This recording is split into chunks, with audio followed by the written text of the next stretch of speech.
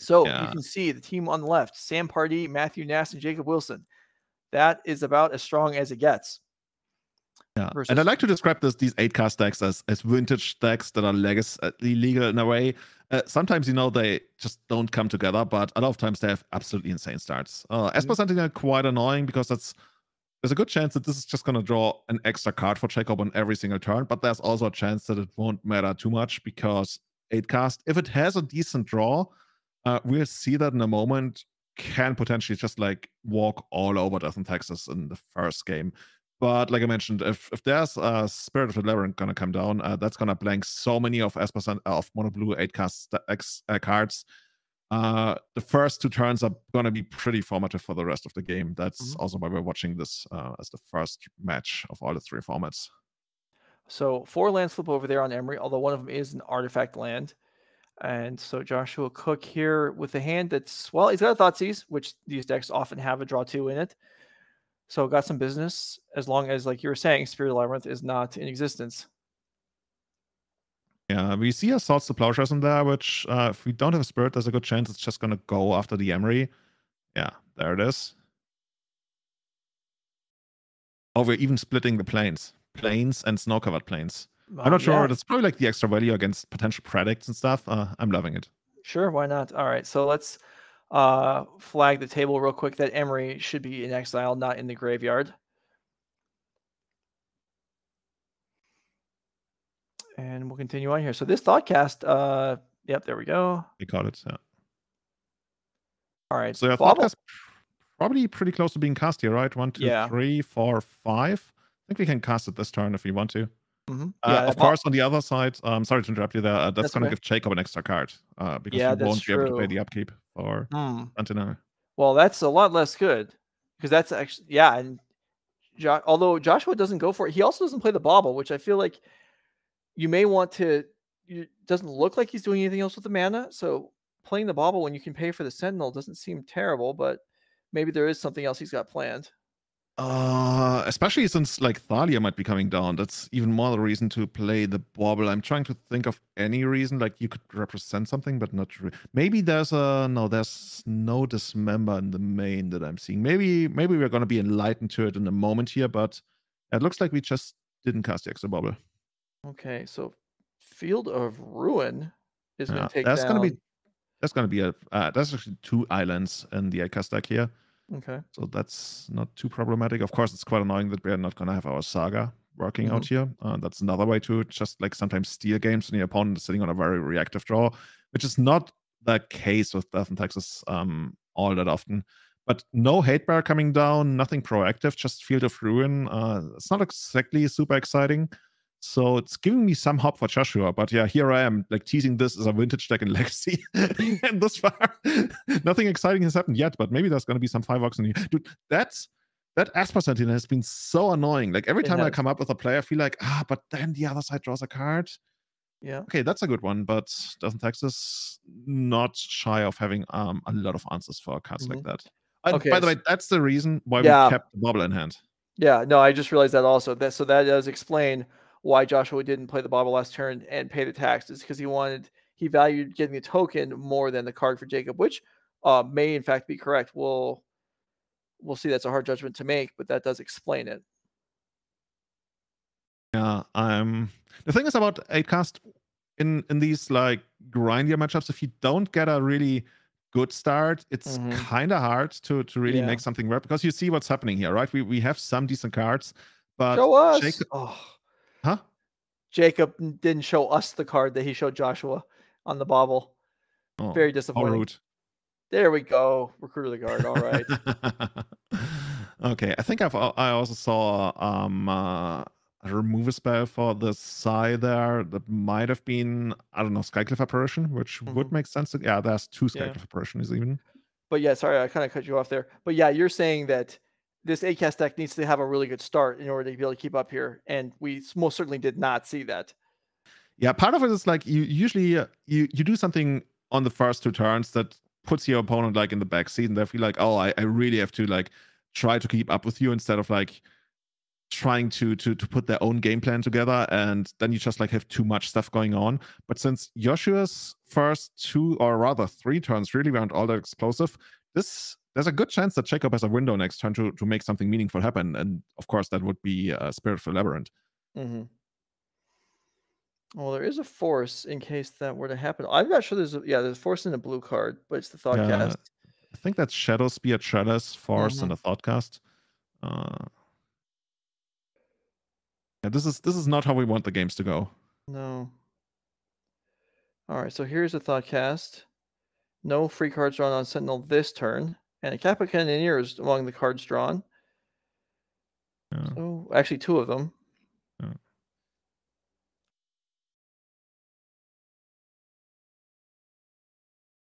It's Kappa Cannoneer can win you the game, especially when you can protect it with Force, and maybe that's actually your game plan. Maybe you hope that Jacob is not going to do anything proactive that's good enough for you to really care about, and that your entire game plan at this point becomes Kappa Cannoneer, protect it with Force, and ideally put the Shadow Spear on it and ride it to victory, because you don't really have anything that's reminiscent of like an engine going on at this point.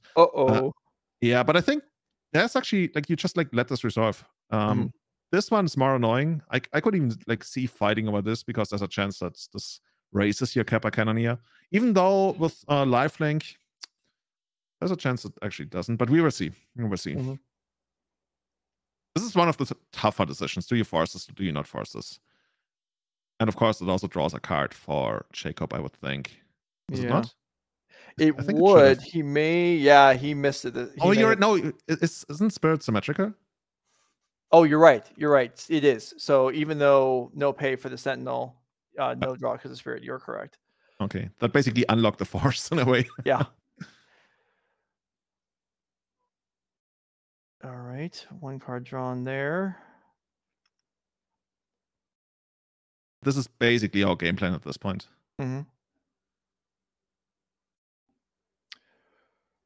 Wonder, is there like a world where we get like Chalice down on 0? Does that work? And then we can like tap the token, and that way we can like keep 2 lands untapped to equip the that doesn't really help us all that much, right? Yeah, okay. Chalice on 0, actually keeping it in hand is even better because then next turn we can make Kappa Cannoneer unblockable. Yeah. And so once again we force willed into the wrong zone. That Kappa Cannoneer should be exiled as well. That one's actually relevant if you ever draw an Emery again. Yeah. There's a Lion Sash in Jacob Wilson's hand, that's a real card. But here's Recruiter, which can tutor up Solitude, and that's going to make it pretty tough for this Cannoneer to get anything going. Yeah, well, I guess what we're looking to draw here is... Oh, dude, there's actually like nothing. I was going to say like Thoughtcast into Force plus Pitch, but of course Spirit stops that.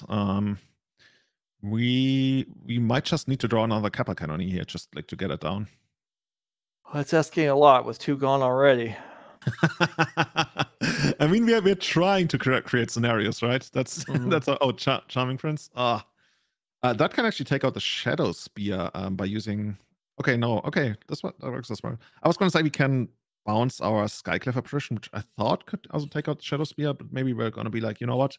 Lifelink, we don't care about it. Eventually, we got your creature covered, so might as well just create extra value.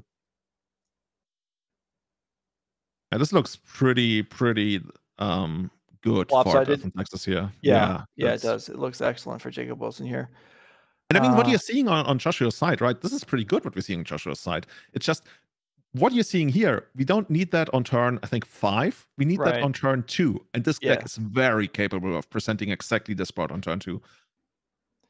Yeah, absolutely. All right, so there are the 2 cards tutored up. You can see that Ioseph Quertermous has defeated Matt Nass in game 1, living end over Yawgmoth, which is interesting. Yawgmoth being able to throw cards in the graveyard could set up a pretty good response to a living end in some scenarios.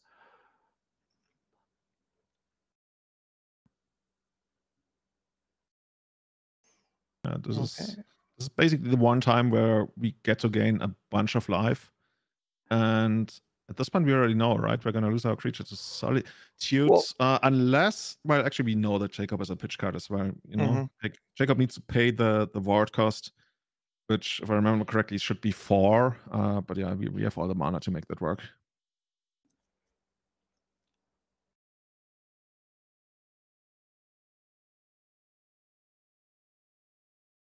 So this is a pretty sizable attack here, but this can, yeah, okay, it's going to come across for 7. It should be 7. I think. Yeah, okay.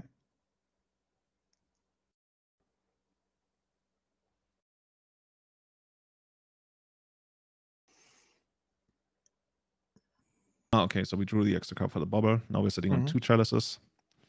Lovely. Yeah, the excitement. I can definitely feel it, like all the way across the Atlantic. All right, so we'll attack across here for 5. Does token want to trade? It does. All right, 4 through, and then yeah, are we going to see a hardcast Solitude here, perhaps? But hardcast would be pretty problematic, right? Because then we could the ward. Yeah, right, right. Yeah. Found the one way to screw it up. Hardcast Solitude. Yeah. Okay, cool. A fought 4. Lion's Flash goes away, and Wasteland standing ready. There are actually a couple targets, and Joshua, well, yeah, okay, no reason to waste there. Here's another Stoneforge Mystic. Probably going to be card draw complete, I would guess. Going to be like 1, 2, 3, 4, 5, 6, 7, 8, 9, 10, 14. Almost lethal next turn.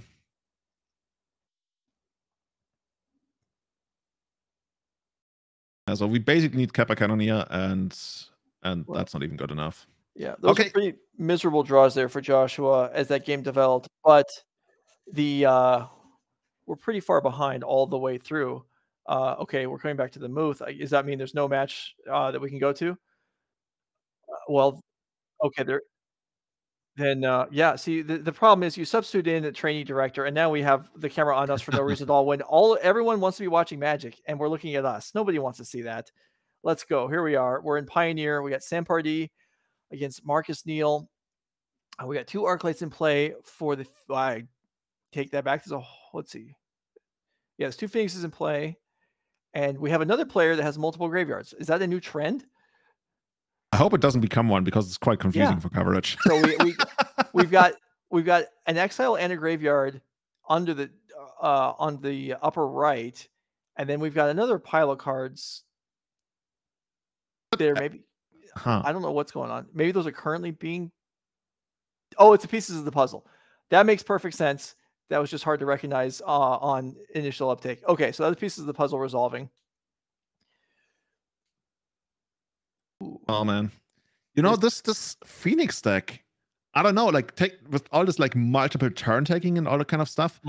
This must be one of the most powerful decks in the format right now. It's certainly it's got some cool stuff that can happen. So this is Galvanic Ration on Strangle to take down Fable the Mirror Breaker and a token from a Fable, leaving Sam with still quite an extensive board here. We've got some clues and some blood tokens, and we've got a couple other things. Can we have the spotter? What is the? They must be other treasures as the other. I would guess so, yeah. Yeah, the other died. Oh, wait, we got clues, we got blood tokens, and we got treasure. Is that? I think that's what must be going on. Is this the deck trying to like create all the tokens that are legal in the format? Is that like a hidden win condition? Yeah, it's like a pirate theme. Yeah, why not? Pirates and vampires together. Treasure, blood, clues, everything. We're going searching for whatever we can find. All over again. Other card exiled at the bottom there. I can't tell what that is. It's not a companion because Sam's companion's at the top of the screen. You can see it there, a Gigantha. Oh, it's a Witch's Oven. It is a Witch's Oven. Okay, so 13 to 8 are the life totals, and the Arclights are not attacking, so you can understand that Marcus is in defensive mode here.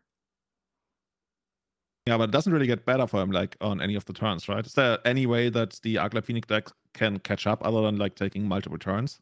I mean, a couple removal spells to take down the Blood Tithe Harvesters would certainly help a lot. Marcus has a lot of cards in hand, and there's not really profitable attacks here for Sam unless he wants to kill the Arclight Phoenixes, which is not great. This is Village Rite, sacrificing the Cauldron Familiar.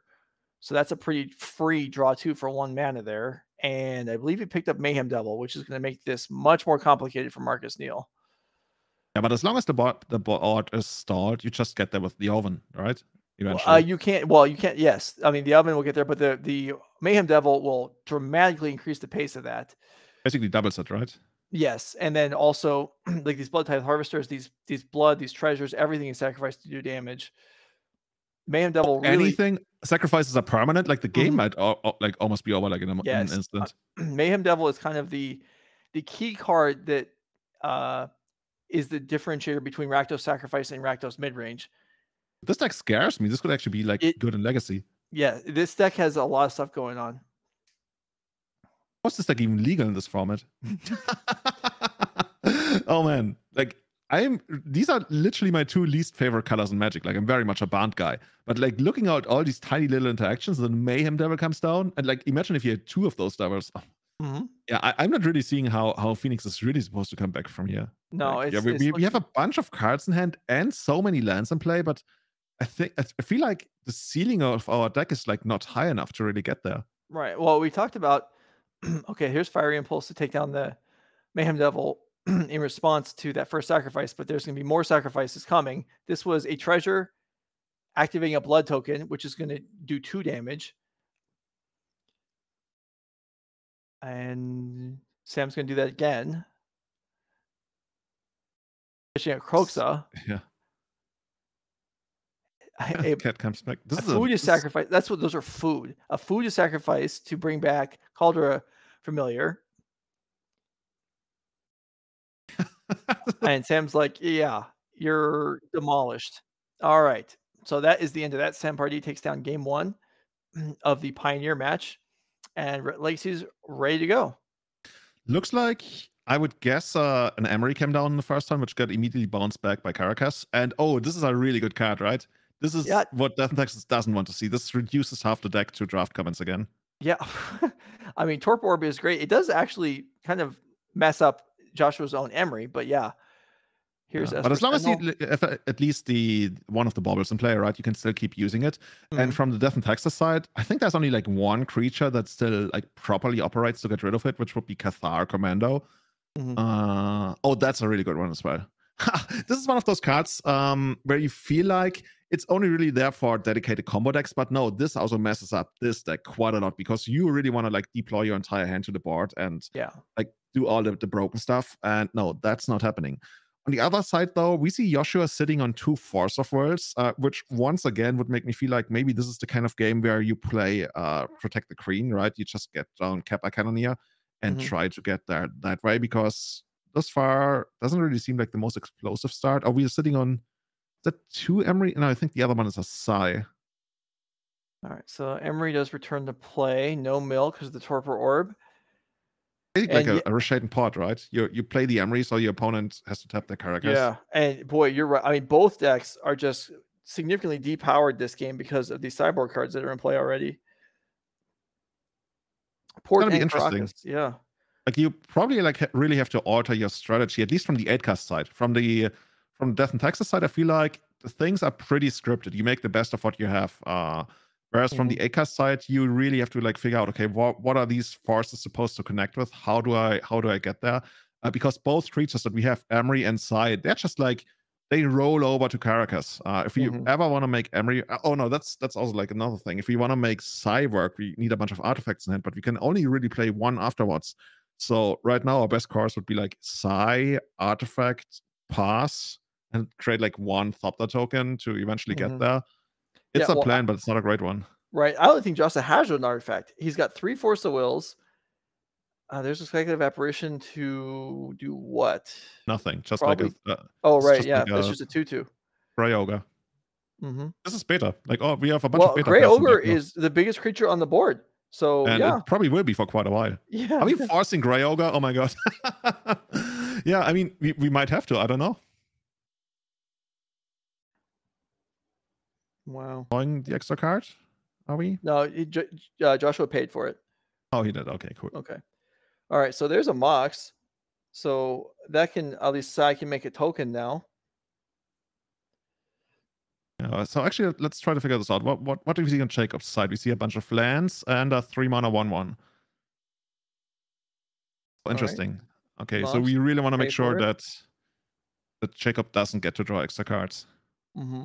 But now our side doesn't do anything. Like we can run it out, but it just like doesn't do it. Yeah, I guess we're just gonna keep the Caracas. You know what the deal would be? we need to get Sai and Emery down on the same turn. So then Jacob can only bounce one of them. Well, there you go. That is what's going to happen here.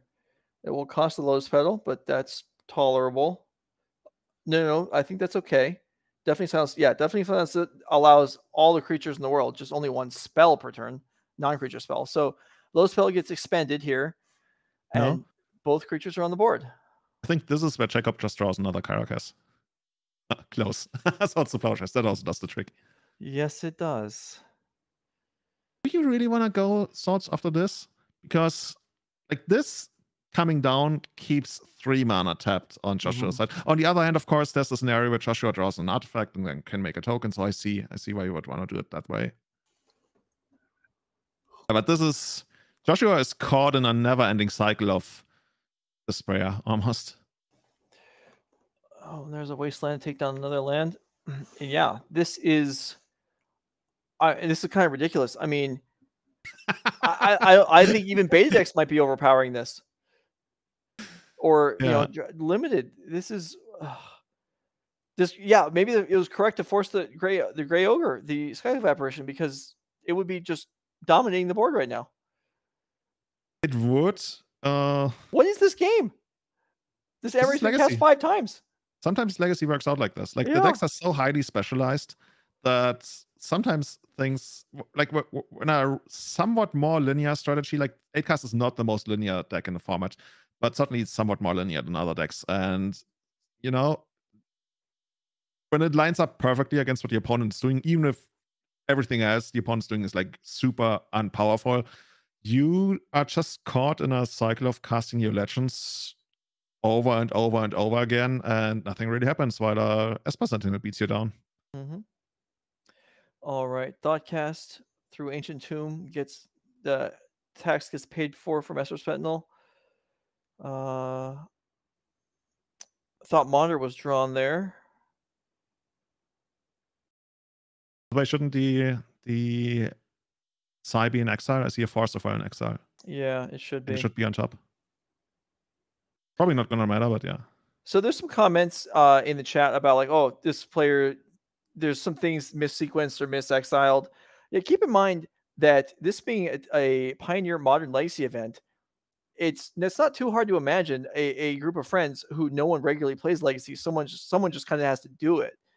You pick up a deck, and so it's conceivable. The same thing could happen with 3 Legacy friends where someone has to just play Pioneer without a ton of experience in the format. So we could see some things that aren't quite up to par as what you might be hoping for, or what we might be seeing from the Pardee, Nass, Wilson side, or a team of 3 very experienced players.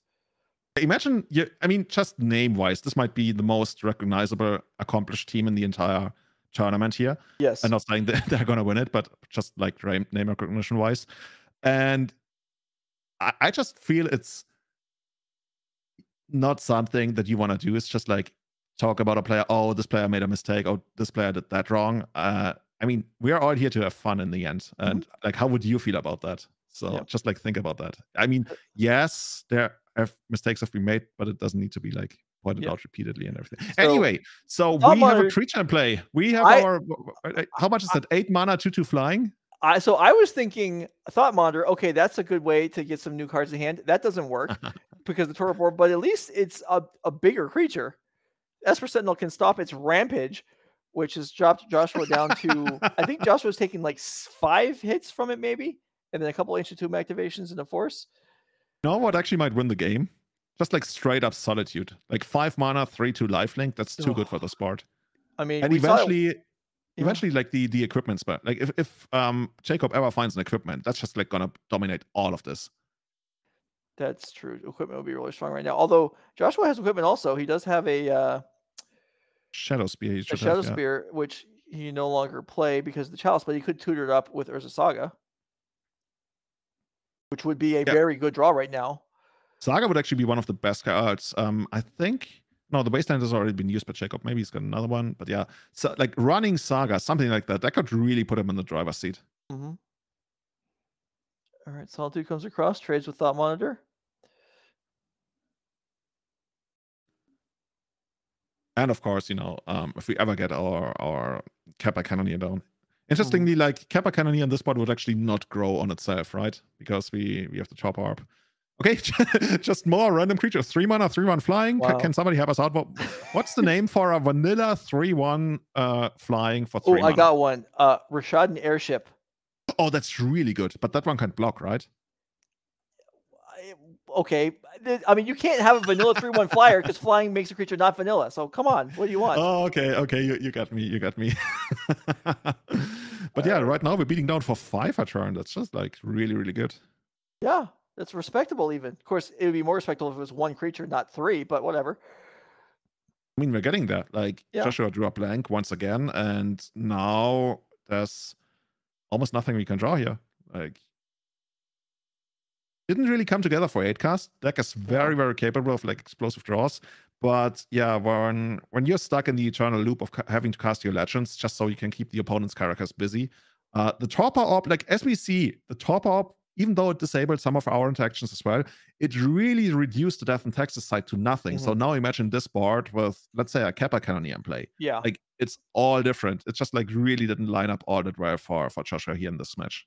No, it certainly did not. All right, so Jacob Wilson takes down the legacy portion of the match, and we're going to switch over to Modern for the first time in this match. Golgari Yawgmoth versus Living End. We're in game 3. So let's see how things shape up. We see Ignoble Hierarch here from Matthew Nass to kick things off. You know what? You know what I'm thinking? Like, this is for playing against Living End.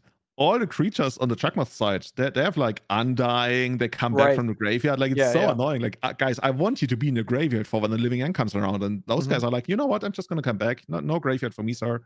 Well, that would work with the Yawgmoth and with everything too, except there's a Leyline of the Void in play for Ioseph to kick this game off. And that is going to, even if it wasn't a Living End deck, that is going to screw up a lot of Matthew Nass's interactions. And that's really problematic. I'm actually trying to figure out how does... Okay, he's got 2 Force of Vigor in the sideboard. He has 2 Necromantia, which I actually don't know what that card does. And he's got a 1 of Outland Liberator and Necroplasm. Yeah, so Outland Liberator would work. That's a tutorable disenchant. Necromantia is a cranial extraction type effect. It's 2 black and 1. I believe you name a card and then you take up to... That's the one you take up to 4? Or is that all of them? I know there's one that's just up to 4. Okay, this is one where, you strip a card from the deck, and then if they have copies in their hand, they get 2/2s to replace them, which is not a good trade when your deck is being completely crippled. But it would be what happened if Necromantia wiped out Living End. So yeah, right now Matthew is just like gonna go beatdown mode, right? There's nothing really he's setting up or trying to find any kind of like hate bears, I would think. Maybe Outland Liberator, like you mentioned, that could be a thing. Like if you get Outland Liberator to remove the ley line, and then you eventually get Yawgmoth down, like that's pretty potent, right? You can just like sacrifice your entire board in the face of Living End. Yeah. Just gotta do it right. Like actually wait for the opponent to cast the Living End. Like I've seen people like sacrifice their entire board, and then Living End was like, oh no. Yeah. So let's see. There's also like Grist would be okay here. Anything that kind of builds a board presence for Matt Nass, as nothing's going on so far. And I mean, if there's a Violent Outburst in hand, then he's already facing down a whole heap of trouble. There's Necromantia, so Violent Outburst would be a good time to cast it. If this Necromantia resolves, Violent Outburst is not going to do you. Oh, he doesn't have one. Okay, so Grief, Forest, and a White Ley Line. So this is going to be a very interesting game. Yeah, I mean, you thought Torpor Orb shut down Death and Taxes deck. Losing Living End is really going to mess up this Living End deck. I want to say like this makes Matt something like a 90% favorite, right? Yeah, probably. More than that, like looking at the hands that we're seeing right now, yeah. Yeah, I mean, Ioseph, all that's left is hard casting a bunch of creatures. Which, I mean, some of it, like this Grief, some of the decks have 1 filter land to be able to cast it. Otherwise, it might just be stuck unless Matt plays an Urborg. So, yeah, and with Matt's team already 1-0 ahead, I think this makes them the overwhelming favorite to take the entire round and go up to 5-0. Is it 5-0 though? Actually, I don't know what score they're at. They're 3-1. It's right up there. It's above the player archetypes. It's right there on the screen. There it is. There it is. Oh, so I almost want to say that this is close to a formality, right? Unless like Matt completely flats out and the grief is gonna go all the way, which technically is a possibility, but with a deck this full of creatures, it's really only about like, okay, let me get my creatures down and just like do it. And this grief, it would not be even very easy to get into play in the first place. That's true. So a bunch of Curator of Mysteries would be good. Nass doesn't have another. Okay, now he has a land. And there is a Yawgmoth. So the Undying tricks aren't going to work, but given how limited Iosef's operations are going to be, it might just be enough anyway. Necromancy is a really good card. there have been so many versions of that printed over the years, and all of them have irritated me at some time or other. They're crowd favorites. Like people just like love this kind of effect. Yeah, Necromantia, Slaughter Games, Cranial Extraction. There's even several in Legal and Pioneer right now. Unmoored Ego is another one. I loved Slaughter Games. I think that one was actually one of the best. I remember Cranial Extraction was actually like a chase rare back in Standard. I think it was like a 20-euro card or something. But yeah, Slaughter Games, at least in Legacy, was the one that actually saw play in those 4-color loam decks, because it actually gave them a really decent out against a lot of combo decks they otherwise couldn't really beat. Yeah. Okay, so there is a Curator, and Yawgmoth with the Ignoble Hierarch Exalted bonus does attack through it. So Matthew Nass with a life total lead here for the moment. The biggest creature that the Living End can actually produce here. I think there's Wake of Waves, I guess. That's the only other one. Yeah, there's a few 7-drops. There's also the Cycle 7-drop. Oh, the Riverwinder? Yes. Here's an Endurance, which is going to... Oh, we're shuffling our own stuff back in? Put the Necromantia back in, yeah. Looks like it. Wait, help me out. Why is the Necromantia in the graveyard in the first place? Oh, that's a good point. That's... well, no, just Leyline? Yeah, you're right. That should not have happened. Leyline shouldn't have been in there. Yeah, I guess we take the card from the bottom of the deck and just like... this, of all the possible things to have to fix, this one is more manageable. Yeah. All right, well, the judge is being called. Let's go ahead and pop over to Pioneer and see what's going on there. Phoenix versus Sacrifice. Oh, dude, the Sacrifice deck, that was the one that actually impressed me, despite me not being a fan of the colors. Of course, excellent choice of basic swamp on some side. It's a whole new level of trying to be an unbiased caster. You're just straight up saying you're rooting against red and black, regardless of scenario. Yeah, and yet I absolutely love the way it plays. Yeah, okay. All right, Marcus Neal with a very full hand of cards. Is that strategic planning that actually saw go down there? Yes. Formerly one of the most expensive cards in Magic. I know. That card used to be infinity, and now it's probably like it's a common now. Yeah, it's probably like a couple cents. Yeah. That card used to be $100 very briefly, I think. Yeah. I think in Europe it was like 125 euros or something, because it only was... It's like Portal of Three Kingdoms, one of those sets. And people played in Vintage, where it was a thing for like some of the Mindslaver decks and stuff. But yeah, he got Thing in the Ice. Eventually going to turn into what's the backside of it called? Awoken Horror? Yeah. Okay, well, we're going to put this to the chat. First 2 votes gets it. Do you guys want to stay here or go back to Modern? We'll see what happens as Sokanzan puts first 2 votes is bad. You can actually create a tie. We should make it first 3 votes. No, can't be. So, okay, see, the first 2 votes, let's stay here. Bam, we're staying here. See? Can't have a tie. Okay. Let's watch the match that's actually competitive now. Yeah, all right. So my favorite combo, Cauldron Familiar and the Witch's Sylvan. I know that's been a thing since forever, but I rarely ever saw it actually in action. Well, it's much simpler. It's fewer clicks in paper than it is online. Oh, I bet. Yeah, but okay, Soken's come across for 2 here, Calder from Familiar and Witch's Oven, which is a free point in turn, even if it can't attack, which at the moment it looks like it can, even though Hall of Storm Giants exists to block. I don't think that's a good use of Marcus's mana, given that he's got a full hand. Are we? Is there any way for Sam like to stop potential like Phoenix overflow? Like if Marcus actually ends up like putting tons of Phoenixes to a graveyard, because right now it's only like remover spells. I can tell you exactly what happened here. Looking at the pips, Matthew Nass has defeated Ioseph. So Marcus is going to show off his hand, his beautiful card, 7 or 8 card hand. Unclear what phase we're in or whose turn it was, and that is going to do it. So the team of Pardee, Nass, and Wilson are going to win this match in advance of 4-1. We saw some. Boy, this round was not the round for decks operating at full capacity, was it?